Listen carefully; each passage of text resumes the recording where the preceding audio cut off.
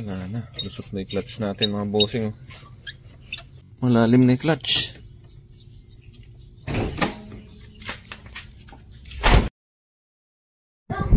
Tapos nagbabawas na rin siya ng fluid, oh. Wala na, oh. Baklasin na rin natin itong clutch master niya. Baka dito yung sira. Tinanggal ko muna yung tornilyo doon sa loob sa may clutch pedal. Hindi ko na lang nabidyohan. At eto, natanggal ko na mga bossing. Pero wala namang tagas dito. Pero sobrang dumi na at sobrang luma na. Kaya naisip ko na rin siyang palitan. Inipit ko na lang ng vice grip at hindi na kaya ng liabing G's mga bossing. Yan, so pinihit ko siya. Ito, bali na baklas na natin yung clutch master niya mga bossing. Mukhang hindi pa naman siya sira pero papalitan na rin natin siya. Kasi sobrang luma na nito, baka bumigay pa sa daan nito eh. Nagtanong tayo dito kay Golden E, kaso wala naman silang pyesa. Dito naman kay JRS, mahal naman, 2,000 plus naman. Parehas. Buti na lang dito kay Marson, meron mga bossing, 980.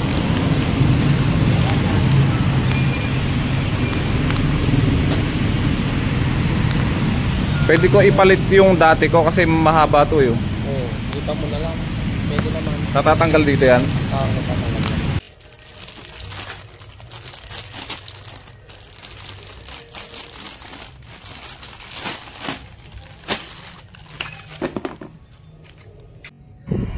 Ito, bali mas maigsi kasi yung dati niya. Kaya yung dati na lang ikaabit natin dito sa kanyang tornilyo. Ano bang tawag dyan? Basta tornilyo mga bossing. Yan, bali tatanggalin natin yung pinaka safety clip nya. Buti kompleto na tayo ng gamit mga bossing.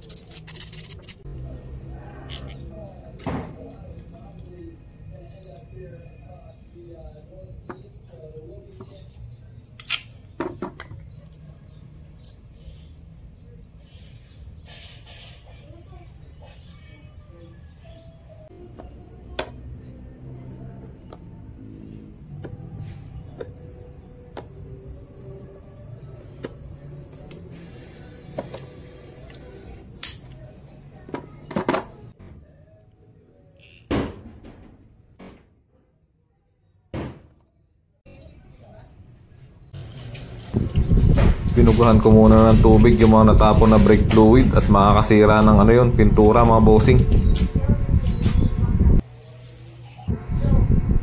Bali dito ko na siya nilagyan ng brake fluid para maitaas ko yung mismong brake master nya, para yung bubbles mawala mga bossing. Ipapump ko siya ng paganyan, konti lang naman, para pumasok lang yung ano nya, fluid nya. Pag medyo tumigas na, pwede na yan mga bossing. Pag talaga nagkaroon ka ng sasakyan na ano, luma, Diyos mio, matututo ka magmekaniko. Buti yung kapatid ko nasa ibang bansa, I mean mekaniko siya, nasa ibang bansa siya. Yun ang tinatawag-tawagan ko kung paanong gagawin mga bossing. Kaya ito, natuto rin tayo. Nung una-una, halos wala tayong kaalam-alam sa pagkukuting-ting ng mga ganito. At least malibre man lang tayo sa labor, natuto pa tayo mga bossing. Kaya lang mahirap din, lalo pag nasa ilalim ka, sa ilalim ng ano, ng sasakyan mga bossing, nakakahilo, yung nakahiga. My goodness, mapupuwing ka pa. Yan, so inilagay ko na yung tornilyo na dalawa.